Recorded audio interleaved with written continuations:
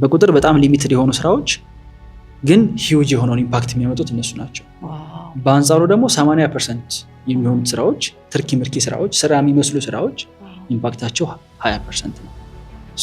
እንደ ሲኢኦ ለምሳሌ ቢዝነስ ረን የሆነ ኃላፊነት እንዳለበት ሰው ሪል ሃርድ ወርክ ማለት እነዛ 20%ዎቹ ላይ ረጅም ሰዓት ማሳለፍ ይቻላል።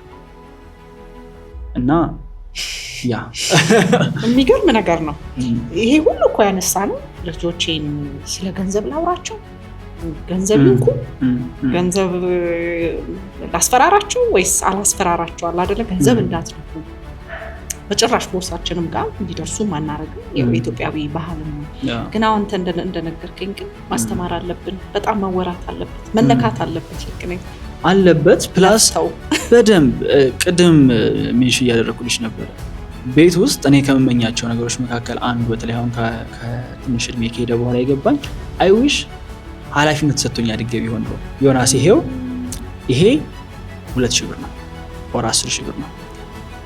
በዚህ 10,000 ብር ለቤት ውስጥ የሚያስፈልግ ይሄንን ነገር መግዛት አለብህ ተብዬ ቢሰጡኝ እና በዛ በ10,000 ብር ባጠፋው ራሱ ማለት ነው አይከስሩም እውነት ለመናገር